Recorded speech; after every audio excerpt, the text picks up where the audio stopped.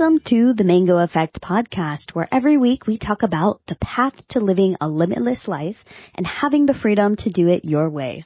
No topics are off limits. We get into the practical, the hypothetical, and the downright juicy stuff. I'm Mindi, your host and lifestyle cheerleader, and I'm here today to talk about what it's like when it's mango season in our lives. So for many of you who do know and have followed the podcast for a while, you know a little bit about the story behind the mango effect and why I've called it the mango effect. Basically, right now I am looking at a mango tree that is thudding, like their mangoes just dropping and thudding on the ground, hopefully not hitting the chickens below them. But I haven't noticed any chicken injuries, so I think we're okay. But lots of mangoes, and literally this morning, we actually went out, all four of us, our family, and we went out and picked mangoes, and I think we picked at least a few, if not a few dozen, more than a few dozen, probably like 60, 80, 90 mangoes, thereabouts, a lot of mangoes, which I'm going to be chopping after I record this episode. So it is mango season. And what it's like when it's mango season, there's like this different energy in the air that I noticed.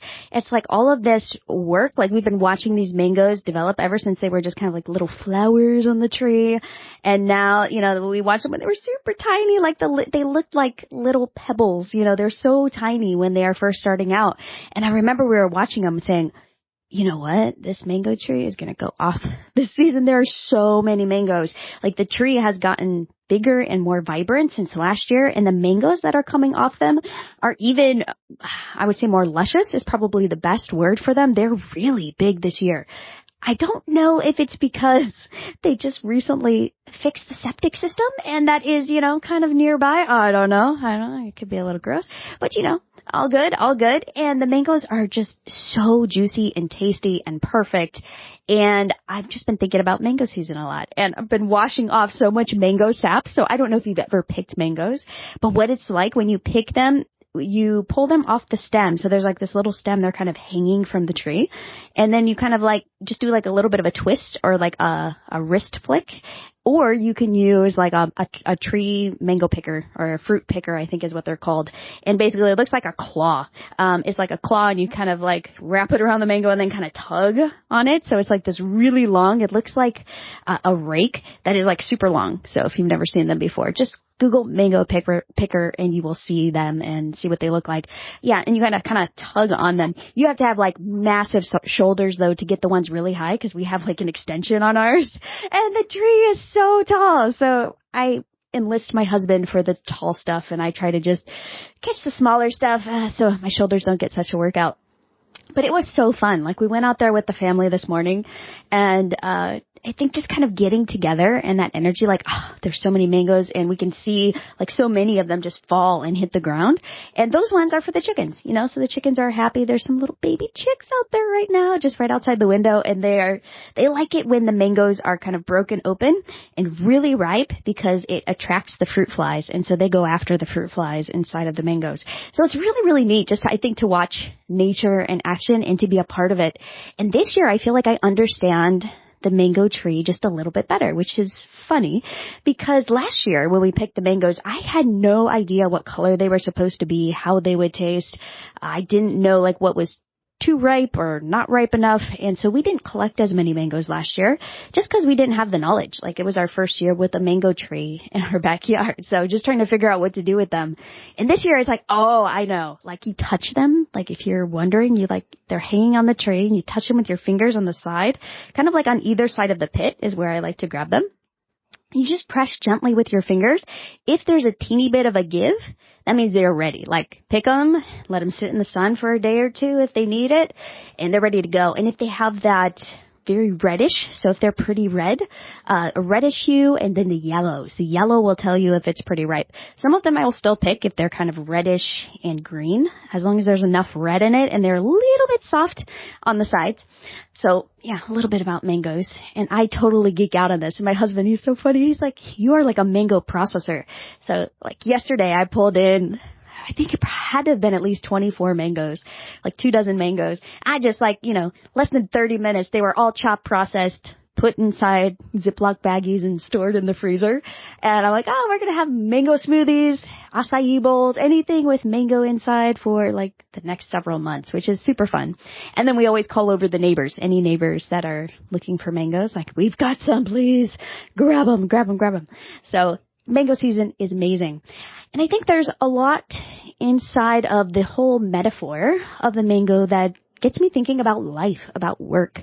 And I recently was asked, I'm working with a book coach on a book called The Mango Effect. So that is in the works, and you are the first to hear it here. So it is in process, but it is so messy to write a book. If you have ever done it, for those of you who are writers, even if you've just written a blog or you've written, short stories, I don't care what you've written, all of you understand that it is a really messy process. So we had a lot of conversations around, what is the mango effect, Mindi? You have to give me a good answer. And I had multiple hot seats with my book coach and in a group setting. And she's like, I'm gonna nail you on this, Mindi. You've got to do an exercise and figure out what the mango effect is. You have to be able to talk about this. You have to be able to share what this is so your audience will know, your readers will know what you're talking about. So I hate being put in a corner or feeling like I'm boxed in. And so I was very resistant to doing the exercise. So in the exercise that I did, I pretty much said, I don't want to define what the mango effect is. I feel like it's just always a bit different. It's always evolving. I don't like having a standardized definition. Does there actually have to be a marketing approved version of the mango effect? Does this concept have to be fully formed? Like, I really want to change it. And she goes, Mindi, that's exactly what it is. It's about being limitless. It's about having the possibilities. It's about experimenting. It's about lifestyle design. It's about trying things, figuring out what works, keeping the things that work because they're really important, and then kind of experimenting with the other stuff and figuring out what does and does not work. And so it really was like, I had that aha moment this week. I'm like, I know what the book is about. I know what the concept is. And you may have noticed, if you listen to some of the older episodes, that the intro to this podcast has changed just a little bit. And that's because I finally figured out what the mango effect is. And I'm sure it will continue to evolve over time. But that is the point. That is the point of the mango effect. I think so many of us think that we have to pick a direction, especially like we're in this traditional goal setting model, like pick a direction and then you just, map it out and step 1, step 2, step 3, just keep going, have persistence, have grit. And yeah, to a point, I am a goal setter. I set a lot of goals. I map out my steps. People ask me to make lists for them. Like, I should offer that as a service. I will make you a list of your priorities. I'm really darn good at prioritizing things. So it's kind of funny. But that as an aside, I think the whole concept of the mango effect is being willing to try things, being willing to fail, being willing to have the strength to get back up. It's really about adaptation. It's about resilience. It's really about strength. And when you live the mango way long enough, you will start realizing a profound shift in your own perspective. And that's a telltale sign that the mango effect is at work for you. So give it a thought. Like, think about this. Like, I may have been living the mango way, even though I didn't have any mangoes in my backyard. You don't have to live on an island to have the mango effect happen. And that's a question I get asked a lot is, Mindi, do I actually have to move and uproot everything I've ever known to like live this exotic lifestyle? No, you don't. Your lifestyle is your own. You get to choose where you want to live it. I know a number of people who really like the digital nomad way, and they like to travel. They like the freedom to, go from country to country or state to state. Some people like the RV life. There's van lifers. There are so many different ways to live a great lifestyle.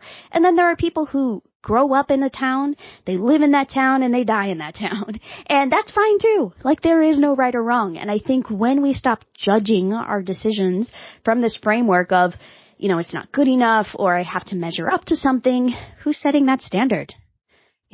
Really, who's setting that standard? Doesn't matter. This is about your life. This is about how you want to live it. And one of the things I learned, I'm starting to do some research along with the book about mango trees.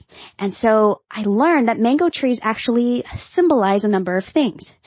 So happiness, love, wealth, and versatility. I thought, this is so interesting. So happiness, love, wealth, and versatility. And that got me thinking about life in general. And just those are like the 4 components to a really amazing life, right? Happiness. Everyone wants to be happy. And happiness does not mean just putting a smile on your face and walking around with a goofy grin. Happiness is a little deeper than that, in my opinion. It is more about, being, I think there's a term, and I think it's Greek. Hopefully it's Greek. I think it's called eudaimonia, which is a different type of happiness. It is kind of like that sense of well-being, that sense of kind of feeling good, but not this superficial level that we tend to equate with, oh, I feel so happy right now, just be happy. No, it's not that. It's really a deeper sense of, I'm satisfied with my life. I know I'm on the right path. There is this sense of meaning. So there's a lot that's wrapped in that word. Then there's love. And love. We all need love in our lives. And does it mean we all have to have a partner? No, it does not. Or partners, if that's your thing. It doesn't mean that. It really means that we have relationships that matter to us, whether that's our kids, whether that's our nieces and nephews, our aunts and uncles, mom and dads, grandparents, extended family. Some of us, we are in very, very deep and close relationships with people who are not at all related to us, but they just kind of happened into our lives. So I think it's thinking through the relationships that we have and being grateful for those relationships. And if we feel like that's an area where it's lacking, where can we be proactive in developing those relationships? Because all of us need that connection. And as an introvert, I sometimes forget how important meaningful interactions are, because it's really easy for me to just get exhausted with people sometimes. Especially meaningless chatter. I don't like meaningless meetings. I love jumping into, conversations. I like hopping into Zoom rooms where there are a lot of smart minds and I can sit and observe and participate as desired. But I don't like wasting my time. Don't ask me to a barbecue where we're going to talk about nothing for 4 to 6 hours. That is not my idea of fun in relationships. So as an introvert, it's really easy for me to discount relationships and say, I actually do better by myself. It's easy for me to just kind of be a wallflower or to retreat and only, be social when it's related to my business. So for me, I have to be proactive about this and realize what actually fills me up, which relationships bring value to me, and where can I give to those relationships. So for an example, speaking of the mango tree, so we did this big harvest of the mango tree, and Jason, my partner, reached out to one of our friends and said, come on over. We have so many mangoes. Please take some. So he comes over with his daughter. Oh, she's such a sweetheart. She loves to play with my daughter. And so they were playing, and then we just had this beautiful conversation. He is starting a business. He's really trying to think through how to be smart. He wants to work on his LinkedIn profile, which some of you may know. That's kind of my thing. He also is trying to figure out his next best steps. He's like, Mindi, this business is a lot harder than I thought it was going to be, and people make it seem so easy. So we just had this really fun, engaging conversation around entrepreneurialism, ideas, budgets. I know it's funny, right? Budgets, expenses, how our dynamics with our families are working. And it's those types of interactions are the type that I like. It's like, okay, I can provide value here and I can inspire and lift somebody up and nurture a friendship and hand them, dozen mangoes on the way out the door. So that's what relationships are about. It's not about being a social butterfly. It's not about necessarily getting out of your comfort zone or going into, I would say, group dynamics that aren't the best fit for you. I do not like going and dancing all night. If you asked me to go dancing, I'd say, heck no. I don't dance. I don't go partying. I don't go out at night. But do you want to meet up at the beach for a surf? I'm all in. Count me in. Let's do that. Or let's hop on a Zoom call and talk about business and lifestyle. This type of stuff lights me up. So think about the relationships that you want to have. Do you have some that feel a little too superficial?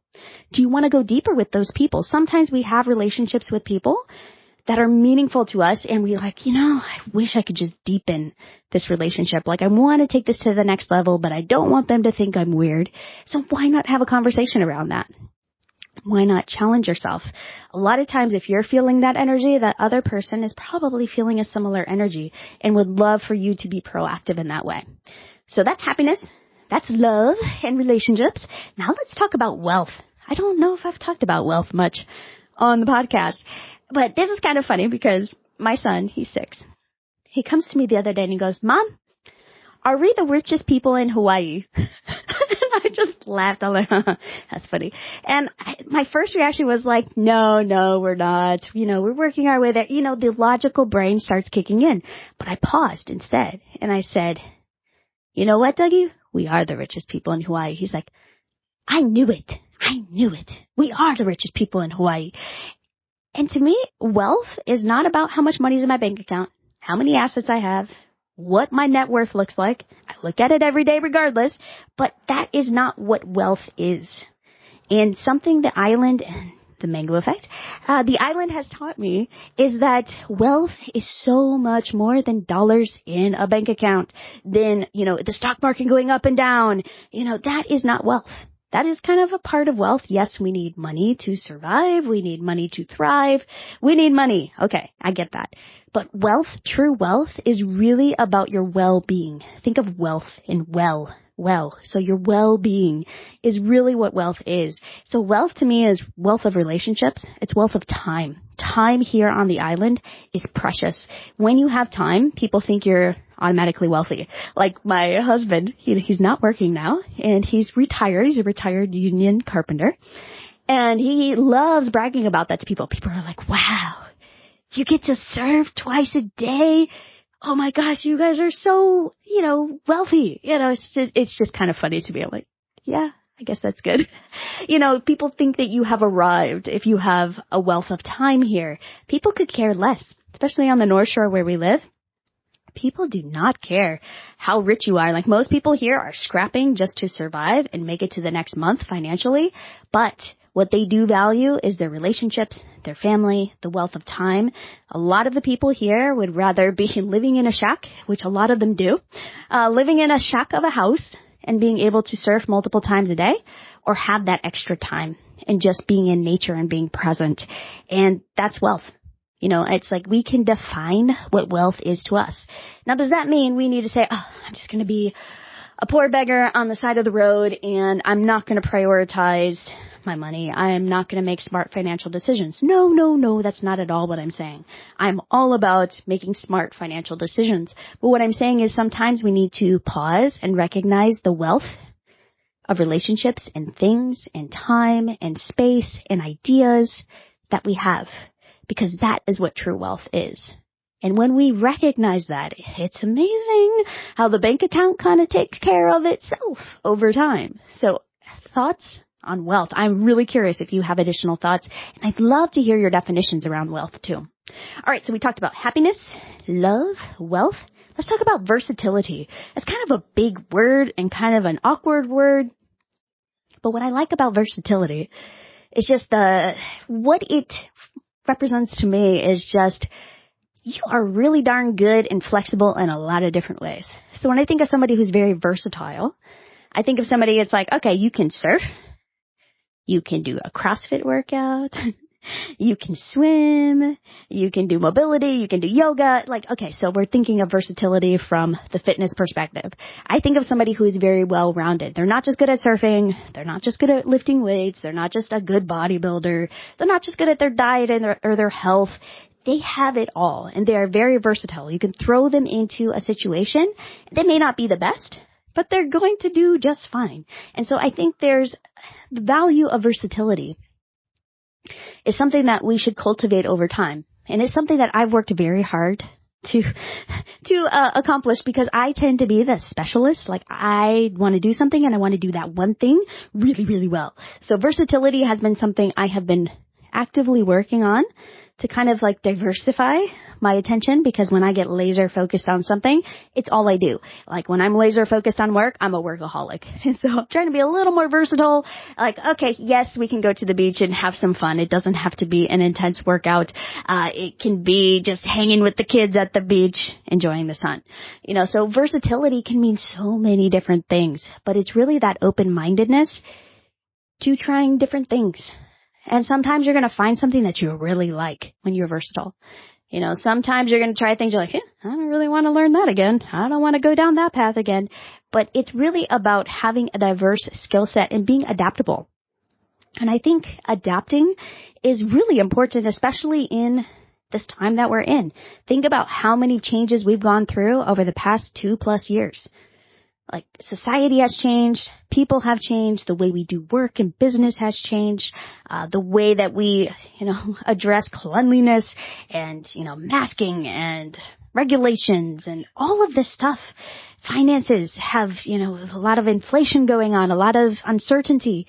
We have had to be very versatile, and we've had to adapt to a lot of different things. And the downside to that is, it's been really darn hard. Most of us have struggled in some way, shape, or form. But the upside is that we have learned to adapt.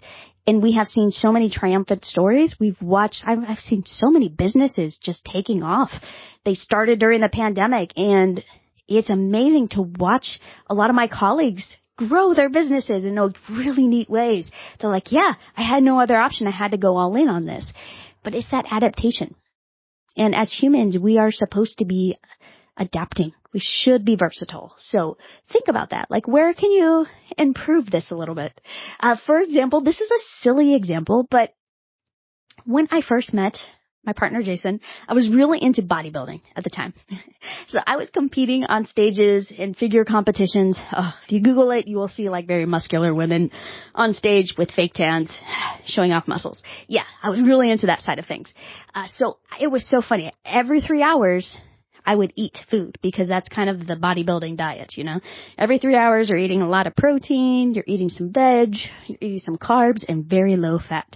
So every 3 hours, like if we were out and about, and it was at that 3 hour mark, I'm like, I'm dying. I gotta eat some food right now. And so he would just be like, really? Are you really gonna like pass out right now? Like, we'll be home in 30 minutes. I'm like, no, you don't understand. I have to eat every 3 hours. Like, I'm gonna ruin my diet. I'm gonna get fat. I'm not gonna build the muscle that I want to build. If I don't eat every 3 hours and I have hypoglycemia, my blood sugar's gonna drop. So this went on for a little while, and little by little, like just being around him was really helpful. He would stretch me. I don't think he realized he was doing this, but he would stretch me. Like, we'd be gone for just, 3.5 hours, and I didn't have a snack. And it's like, I didn't die. I didn't pass out and, fall on the pavement or something traumatic. So it's like, that was an example of increasing my versatility. And now it's like, it's so funny to think back to those days. I'm like, I was so fragile. Now it's like, I could go, the whole morning, just have a protein shake. And I'm like, I'm good. Give me some coffee, protein, some bananas and peanut butter. So delicious. And I'm good to go for like several hours. And if I miss my slot to eat, it's okay. I can catch it in another hour or so. But that has taken time, I think, from the mindset perspective and also just from the versatility perspective, just really training my body to adapt in different ways. And I know that may seem like a silly example to many of you, but it's a way that I have grown over time. So think about the ways that you have grown over time. Look back to something in your history where you're just like, laughing at yourself. Like we talked about last week, you have to have a sense of humor about yourself and about funny things that you've been through. So happiness, love, wealth, and versatility. Those are the 4 qualities I want you to think about this week. If you like to journal, if you want to do an exercise, my challenge to you this week is to write down those 4 words. So happiness, love, wealth, versatility, and write 1 to 2 lines about what each of those means to you. And I would love to hear it. Like, if you feel like sharing, I love getting your messages. If you feel like sharing, shoot me a DM. Mindi Rosser. You could do it. Mindi R. Rosser on Instagram, or just Mango Effect Podcast on Instagram or TikTok. I am actually on TikTok now, guys. Every single day I'm on TikTok. So I am posting there. So Mango Effect Podcast on Instagram or TikTok, and share with me your definition on happiness, love, wealth, and versatility. I would love to hear what you come up with, because this is what the Mango Effect is about. It's about defining these things for yourself and not taking other people's definitions. And when you define them for yourself, you have a clearer picture of where you're headed. So that's my challenge. I gave a challenge this week. How exciting is that? All right. So I'm going to wrap it there, and think about it. Is it mango season in your life? Is there something that feels kind of bountiful? Something that you want to feel grateful for? I'm so grateful for all these mangoes. And if you were here, I would share them with you. So eventually I'll figure out how to ship them or make mango jerky. I'm trying to figure out how to do that because I want to share with people that don't live here on the island, but I have not found a good recipe. I tried it in the air fryer and it didn't turn out so well. So I'll keep trying.